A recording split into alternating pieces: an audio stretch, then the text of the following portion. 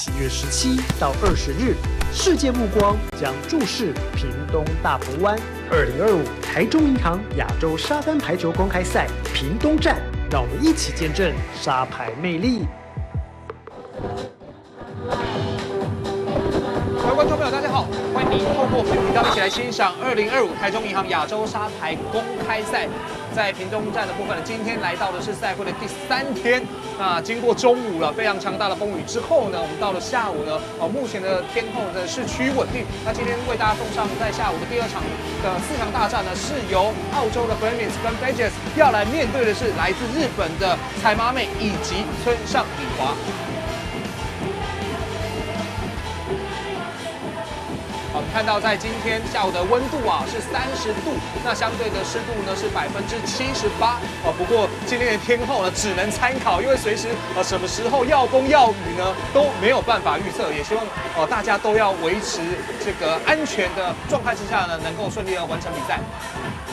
好，那今天的这场转播工作呢，将是由我李礼记以及我身旁的专业球评彭老师来为大家服务。老师你好，大家好。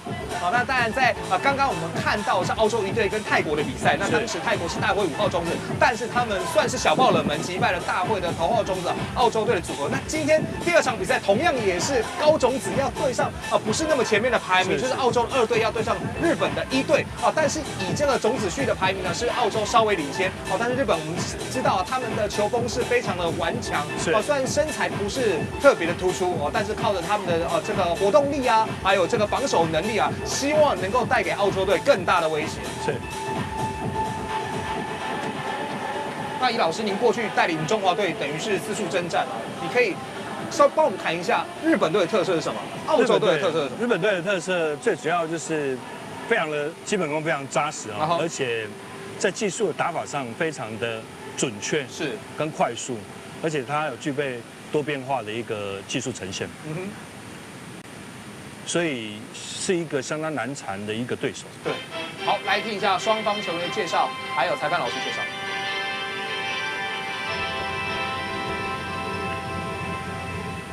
各位先生、各位女士，欢迎莅临屏东清洲湾沙滩排球场，观赏2025年台中银行亚洲沙滩排球公开赛屏东站编号第68场次比赛，由澳洲队出战日本队。Good afternoon, ladies and gentlemen. Welcome to the 2025 ABC Taichung Bank Beach Tour Pingdong Open, match number 63, Australia versus Japan. 为您介绍本场比赛裁判人员 ，Presentation of the international referees. 第一裁判 ，The first referee is Mr. 谢天华 from Chinese Taipei， 来自中华台北。第二裁判 ，The second referee is Mr. 刘仁豪 from Chinese Taipei， 来自中华台北。为您介绍双方球队阵容 ，Presentation of the players。澳洲队 Team Australia Number 1 Jasmine Fleming Number 2 Stephanie Fijas 接着介绍日本队 Team Japan Number 1 Shiba Asami Number 2 Marakami Lika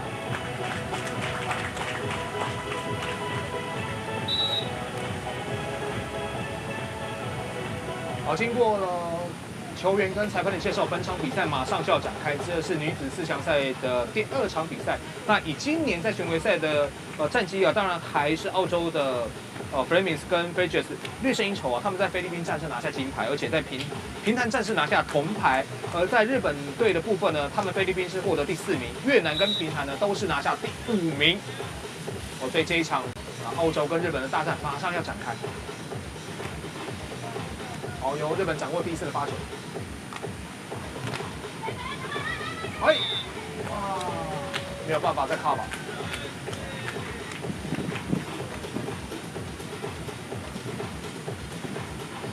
好，再来看这一次。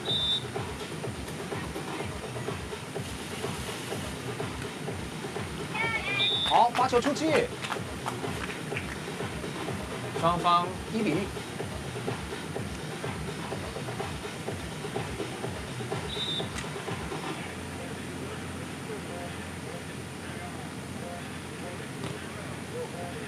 这个发球很有企图心哦。对，车上李华身高有173公分。通常沙滩排球，不管在发球或是在攻击上，我们常讲一句话，就是要打到边边角角。哦 ，OK， 就是4个角落，然后边线、端线上面，这是我们最终的目标。对，才刚讲完。对，刚刚这一球又是落在边边角角的位置。4个角落，其中1个角对角线。柴马美，去吧。戚小勋西攻打得非常好。这个强攻，弹高了，来不及化解。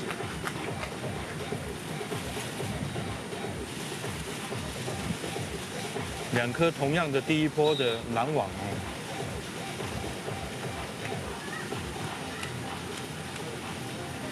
比较开网打长，哇，这个力道的拿捏，算是做得非常的不错。从这4颗球一开赛看来，就是日本就是打技巧性虚攻为主，对，而且对方那个澳洲是以强力为主，2队打法刚好截然的不同。可惜这一球是出界。那因为澳洲 Fleming 有183，那 Fidges 也有180，那在日本这一边呢？柴马美是167，那村上是173，所以这个身材上面确实大概有着10公分左右的落差。所以日本队要注意他们的澳洲的第一波攻击尤其我们刚刚看到前2颗，对方都强攻的时候，他也是没有办法有效的拦阻但是沙滩排球的部分，它可以靠2个人的策略去做前拦后防的一个战略的运用，不一定它不是固定的，也不是死的好，来看这次开往斜线，长了一点点，落在界外。所以很多科学的研究在排球运动里面，在高阶的运动选手来讲要取胜最主要2个因素，就是第一个就是发球，第2个就是拦网，这是2个很重要的技术因素。是，哇，结果这一次的攻击no in，打在了网带上。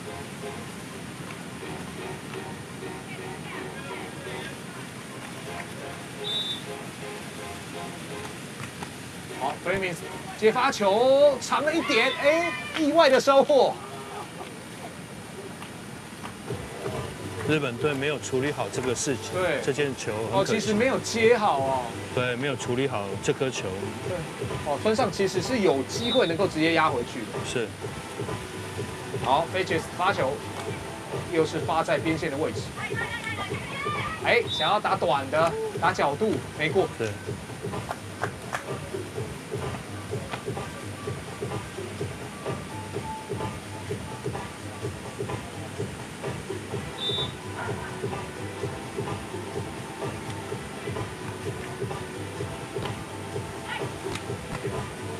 守住了第一波，再来，没有突破，哇！但是，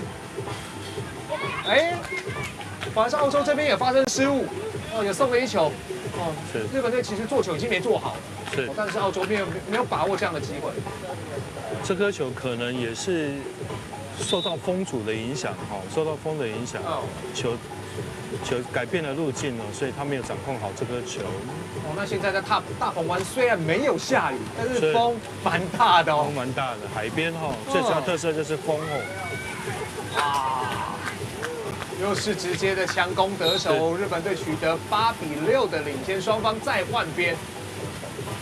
再看这个打长线。我们刚才主播提到了风我们常讲一句话，就是沙滩排球，如果你能把风当作是朋友的时候，你就能取胜那如果你把风当作是敌人的时候，那就很难取胜了哇，现在风其实侧风非常严重，侧风非常严重，而且是从画面的应该左方往右方吹那沙滩排球选手通常去怎么看风向呢？第一个就是看场上的旗帜对，很明显。那第2个方式就是他会用脚来踢这个沙子让沙子是上来之后，看它风向会吹哪里用这2个方式来判定它风的方向其实我们现在的风啊是往主审的方向吹，是所以观众朋友可以稍微观察一下球如果垫高的时候，它在空中的这个路线，对。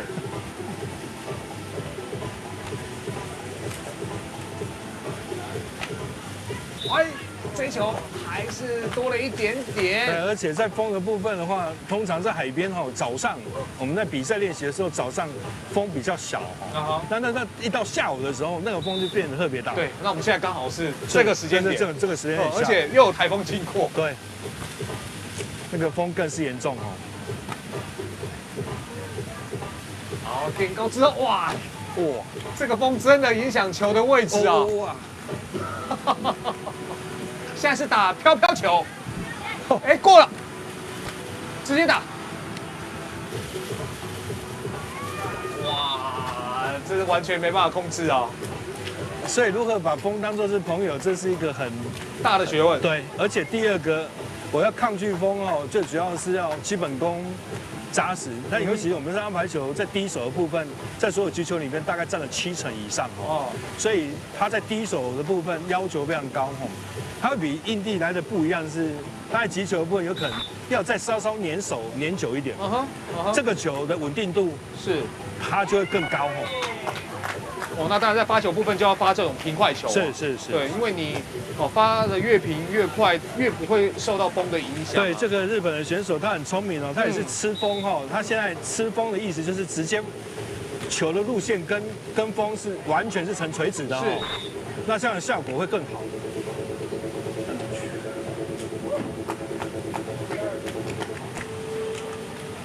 那这一颗最后出网了，非常明显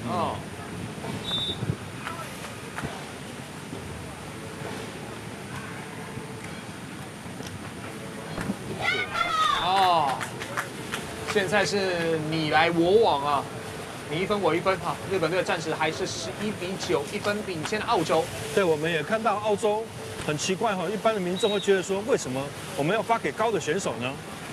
为什么不发给矮的选手呢？矮的选手我们可能比较能得力但是矮的选手他非常的刁钻他的技巧，现在虚攻球打得非常准，反而对方会更难守备。对 ，OK。那再加上澳洲它本身选手他是高的他对手习惯也是高的，所以他找高的打法来讲，他比较对于他的攻篮防守会比较有优势。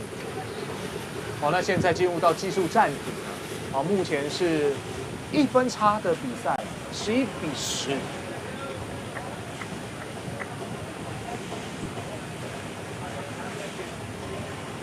现场的风势真的是越来越大，观众有可能没有办法感受到现场的风其实我们看一下旁边的旗帜还有这个遮阳伞，应该都可以看出端倪。好，导播给我们这个椰子树这个，哇，这个风真的很大。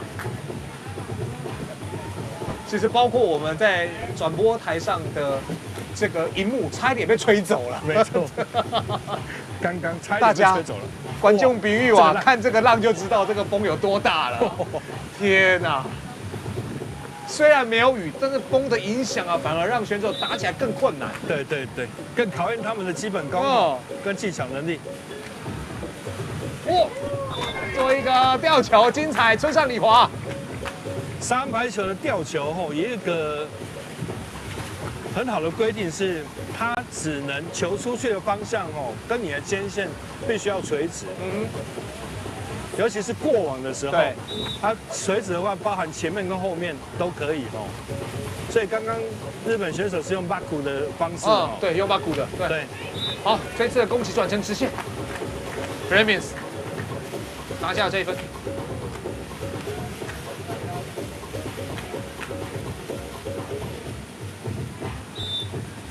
好，赶快比暗号给队友。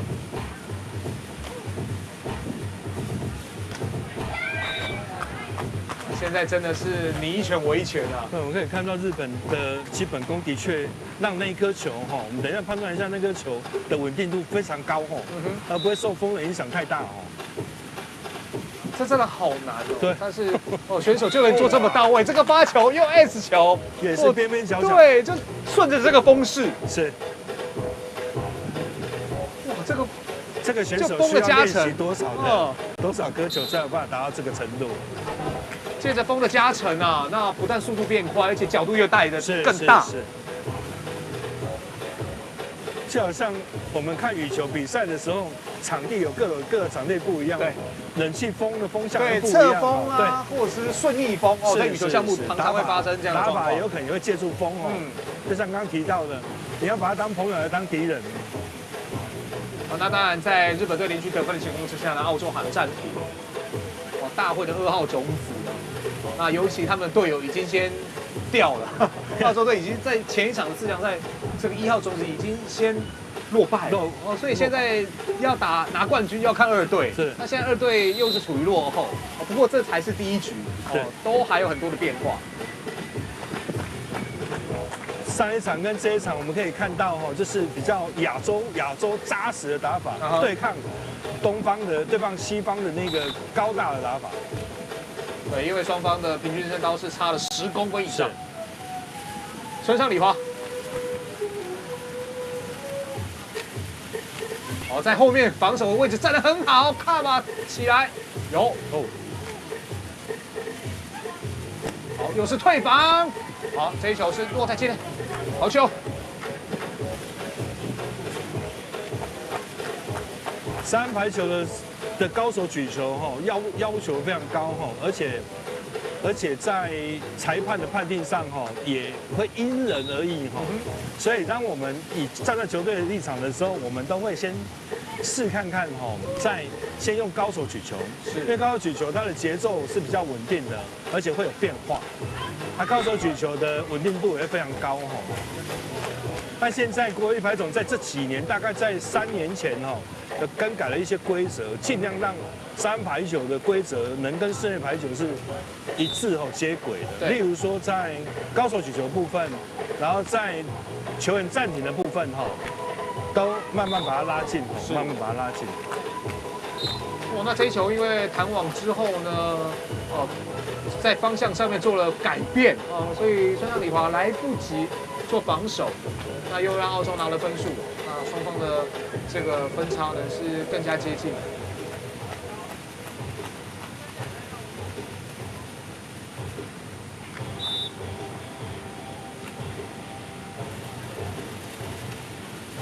好，阿奇。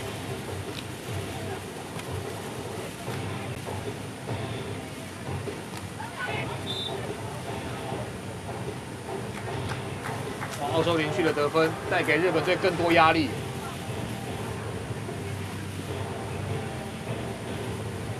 这个我们可以看得到日本的表情，表示说在沟通上要篮子篮协、篮子手协的默契好像有点出入哇，包括刚刚这一颗的弹网进，幸运分。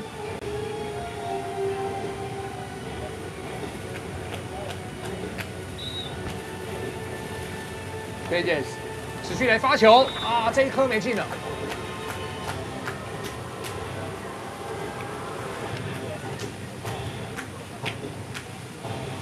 女子组在跳发的部分通常会比较少一点是，除非说像刚刚她就是为了要吃这个风产生效果。哇，这一次产生这一个轮到日本，对，还一颗幸运分幸运分。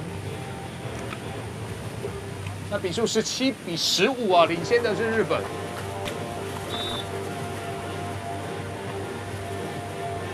村上理花接喷之后有机会救回来吗？可以，好球！来看一下，好球！哇，在网袋的边缘没过，哇！所以澳洲这一颗精彩的救球，不但是救了回来，同时也获得了分数。是，哇，这是沙滩排球好看的地方哇，采马美很可惜这一球就是在网袋的边缘没有滚过去。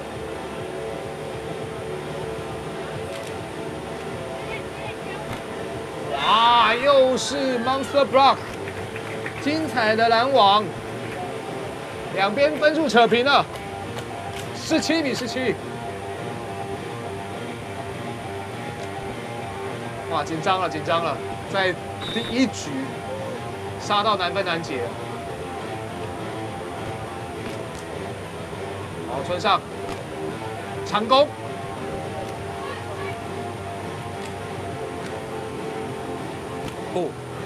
哦，还有再带，哇，这一颗救不回来，所以得分的是澳洲18比17。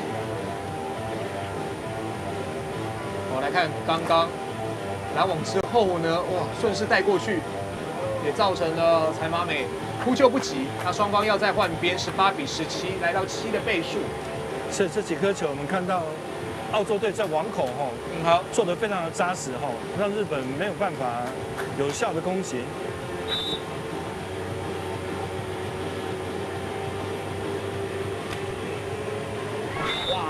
哇，这一球应该有碰到，身上要躲来不及。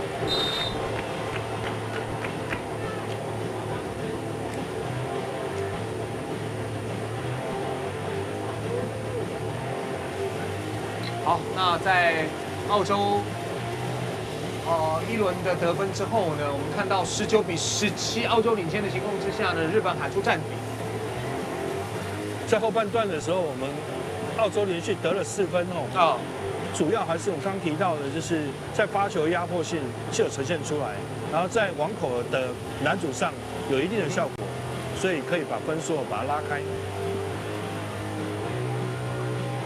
澳洲这一波4比0的攻势还在持续，现在来到19比17啊，距离第一局的胜利差2分。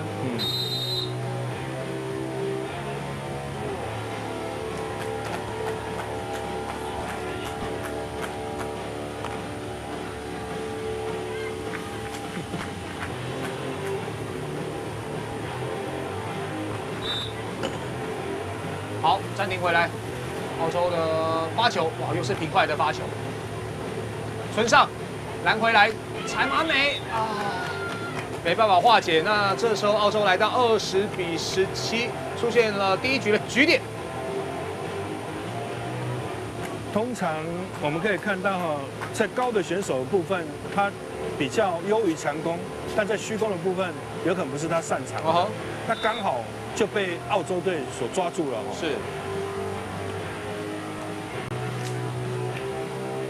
村上打长，这一波救回来之后，还有，好，直接退防了。滑到后排的空档，好球，聪明，哇，直接不进攻了，看到后排的空档直接给了。来看一下，在这一球给到后排，对。18比20，柴马美的发球，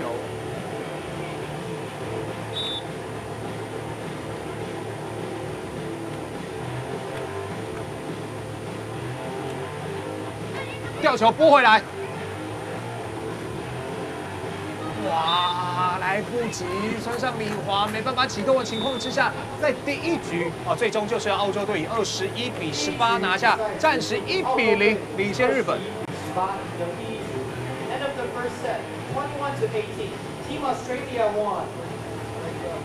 我来看一下，在第一局其实在比赛的应该说到了中段，甚至都是由日本稳定领先一直到了17比15，澳洲落后2分的情况之下展开了反攻，一口气先拿4分，不但把比分反超，而且也取得了第一局有利的位置。老师怎么看第一局澳洲能够从落后到领先，甚至拿下第一局？对，就刚刚提到的，在17比15的时候落后的情况下的时候，澳洲采取了比较压迫性的发球，而且得到效果然后在网口上也有效的拦阻，所以把分数拉开，甚至是可以赢得这一局的胜利。是，不过确实我们看到日本的柴马美跟村上李华是很有竞争力跟这个 Bremins 跟 Pages 是打的难分难解，其实分数或者是实力非常接近。好，第二局一开始由柴马美来发球，过往击坠，直接突破，还有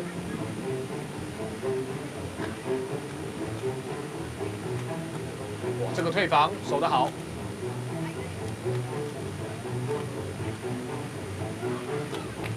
哇！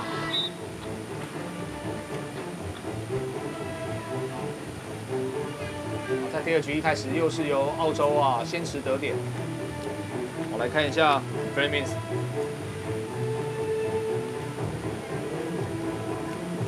好，接着轮到的是 Vegas 发球。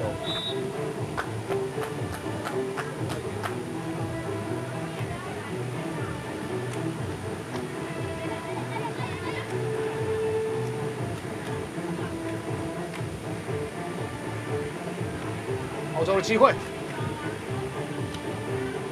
这个直线，压在界内，所以澳洲在第二局一开始又是先拿2分。是，澳洲在这几波看起来越打越顺哈，还是在他们的感觉上基本功也是非常的扎实哦，然后在比赛经验上非常的稳定哈。反而我们可以看得到日本这个高的选手 Rika 哦，有点慌了哈，在第一局的后半段的时候，连续失4分之后，他整个的节奏，你可以看到他的动作跟表情都已经没有进入状况了哈，希望他能拉起来。好，村上的发球，哎，界内 S 球，哇，又2比2哦，赶快把状态给找回来。打得精彩的时候，也是我们观众之福啊。没错，我们希望看到更纠结的内容，更精彩的内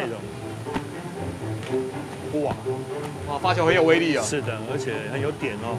哇，但是澳洲啊，回敬的这一次的攻击啊，同样犀利啊。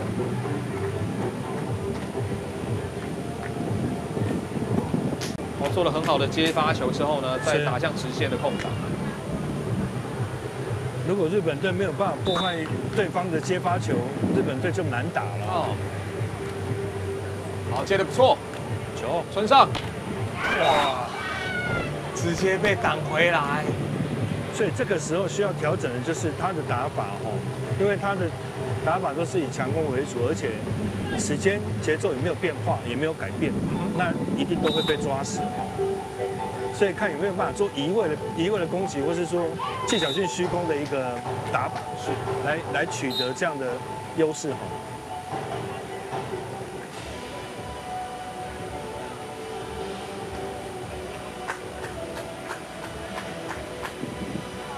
目前比数4比3，1分的差距，领先的依旧是澳洲。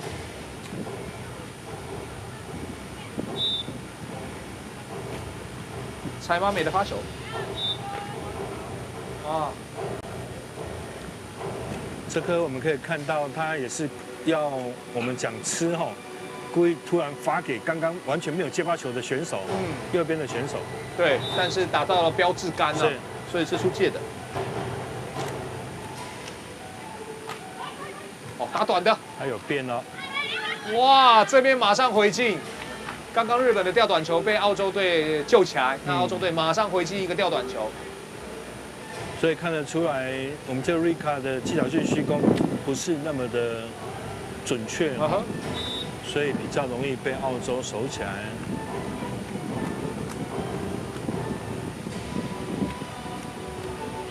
这球又没有破坏到啊，那当然澳洲就不客气了。是。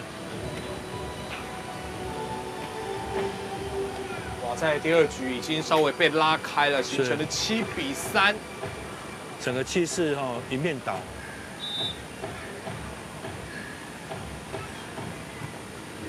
哇，接发球又直接被对手拿下分数，澳洲一轮猛攻已经来到了8比3，5分领先了。澳洲发球不只是边边角角，而且在2个人的中间我们沙滩排球称为夫妻球就是会互抢，对，会互让，这是很尴尬的位置。对，所以这颗球我们在打，不管在发球攻击的话，我们都称为夫妻球这是从英文那边翻译过来的。哎，好球，稍微抹一下。哇，总算是中断了澳洲连续得分的气势了。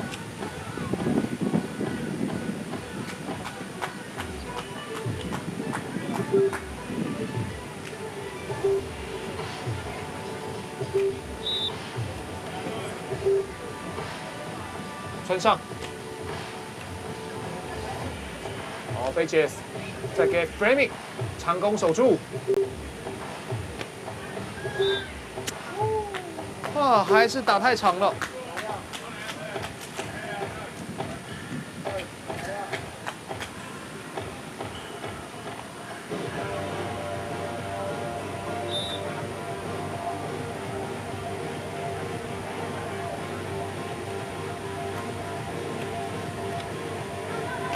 哇，直上直下，好球！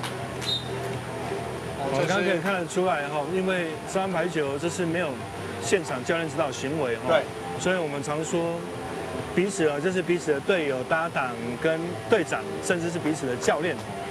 所以刚刚我们可以看到他们想不到任何办法去应对的时候，他们做了一个什么左右边原本左右边接发球的位置的更改哈，那这样也产生了效果。啊哈，对。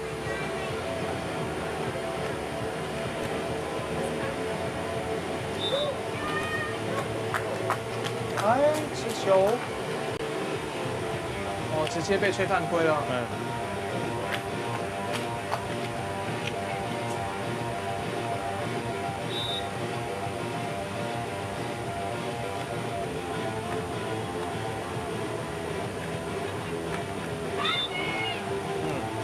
这次的强攻得手 ，Framing。而且你也看到日本队第二个改变就是他发给不同的接发球者哦，也就是我们要拦不同的攻击手。看这两个改变的方式有没有办法去改变他们的劣势哦。好，澳洲守住之后 ，Fedges 长攻，啊，直接接到了界外。澳洲的领先优势啊，还是维持住啊，一直在5分6分左右啊。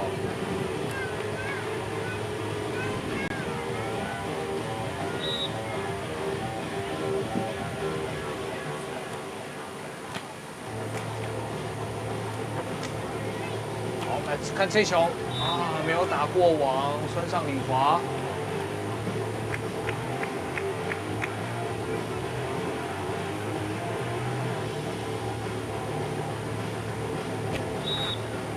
感觉日本队需要1、2颗好球来带动一下了。是，现在打得好闷。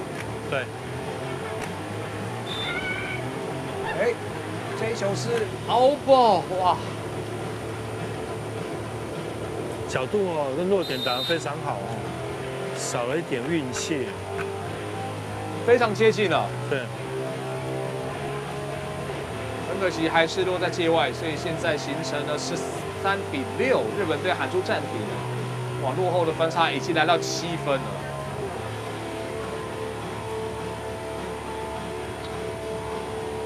这也是本场比赛啊，分数差距最大的一刻。看看日本队有没有机会或办法再暂停回来改变状况。因为这个时候最主要还是要2个选手哈，一直沟通哦，需要是沟通哈，然后去做改变。找到一个应对的方式，不然这个劣势会一直延续到比赛结束。日本队已经丢到第1局了，那延长战局，势必得要扭转现在7分的落后。是。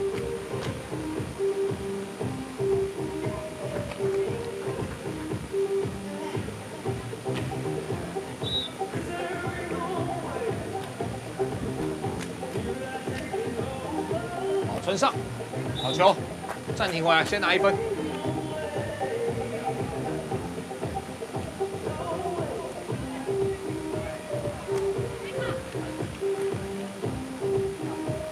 这一组日本队的教练，他所带出来的风格都是比较快速跟多变的，但是从这场看不出来他们有这样的一个特性。因为日本队成军的整个模式哦，它是用企业赞助的模式，而不是用国家队的模式。像泰国的话，台湾就是用国家队的模式，那澳洲的话就是用俱乐部的模式，所以每一个国家成队的一个形态不太一样形态不一样。好，那目前比数是14-7了，来到21分，所以进入到技术战。整个局面对日本队是相当不利的。不但是分数在往上堆叠的过程当中没有办法缩小，那当然分数越堆叠，代表这场比赛澳洲距离胜利就越近。是。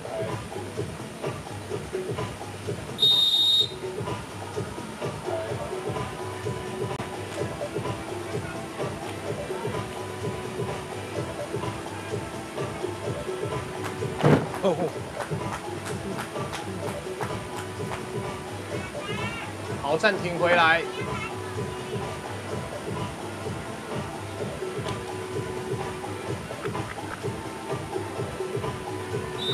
Flemings 发球，14-7。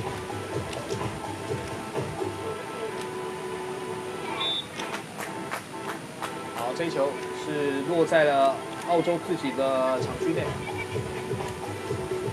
是，打法节奏不同，这样就产生了效果了。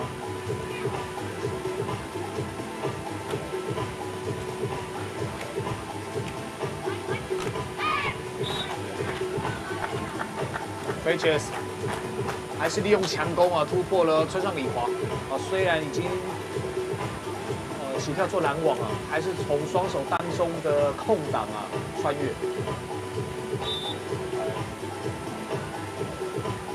Bridges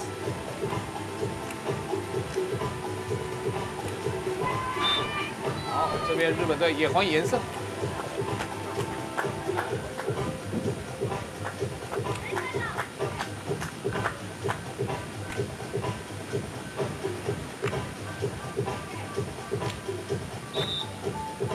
日本队现在要做的就是要能够连续得分啊！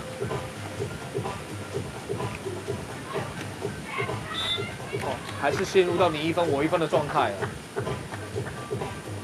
啊，日本队就会非常不利。对。其实我没有看到日本队都一直在拦网，一直在拦网哦。我们还有一个那个退篮的一个策略哈，就是做假动作之后退篮哈。退篮来做防守的动作，这个也是一个可以参考的一个方式。那现在比数是16-9，澳洲队取得领先。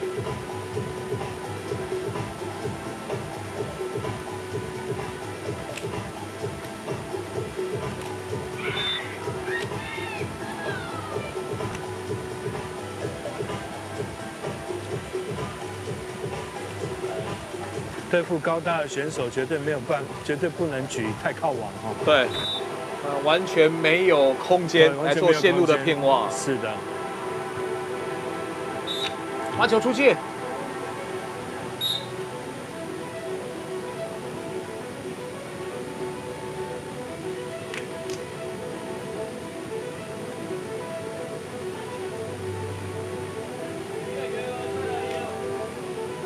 好。7分的倍数，双方换边。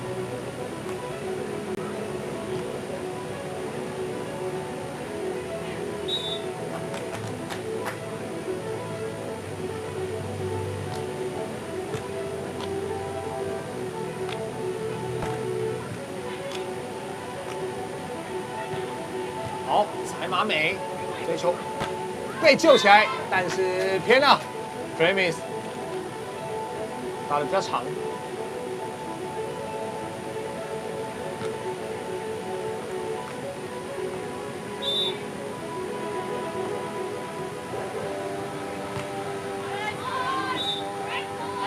追分的过程当中，这样的发球失误太可惜了。是11-19，澳洲距离胜利剩下2分。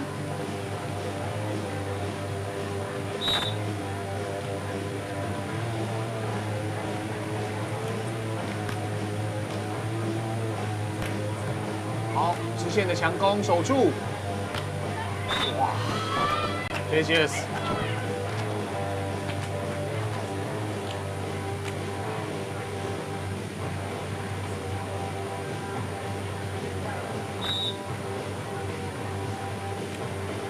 来看赛末点9个机会。好，直接压回去 ，Fermis 拿下这一分呢，兴奋的大叫。那当然，队友 Pages 也是啊，蹦蹦跳跳呀！恭喜他们在这场女子的4强赛呢，是击败了日本啊，比数是2比0啊。所以在第2局呢，我们看到澳洲队确实从领先到尾啊，没有给日本队太多的机会。即使在过程当中，日本队喊了暂停，但是没有发挥太多的效果。无论在进攻，在防守啊，确实这场比赛澳洲队表现的都更加的突出。那其实第1局对澳洲队来讲，等于是起死回生，从落后到逆转，最后拿下来之后呢，整个气势都导向澳洲队这一边。到了第2局啊，都完全压制住了对手。老师怎么看今天这场比赛澳洲队赢得这么漂亮？对，澳洲队一开始事实上在第1局的前半段是稍稍落后给日本队日本队在攻防上，在发球上也占了优势，也呈现出他们日本的打法但是到了15比17后半段的时候，变成在澳洲队他有采取比较优势的打法，就是他在发球的强势上他有加压对，然后在网上有在加强，所以因为这2个因素而把分数把它拉回来，是甚至到赢得第1局的比赛那在后面的时候，日本队一直找不到，在第2局的时候，日本队一直找不到有效的应对的方式，结果就是被挨着打没错。所以在无法破解澳洲的攻防的情况之下，最终还是攻下澳洲以2比0击败日本，同时获得了第2张的冠军战门票。那接下来下场比赛呢，将是男子组的4强赛的第1场球，将是由澳洲对上北马里安纳群岛。那我们稍微休息一下，待会再回到沙排的现场。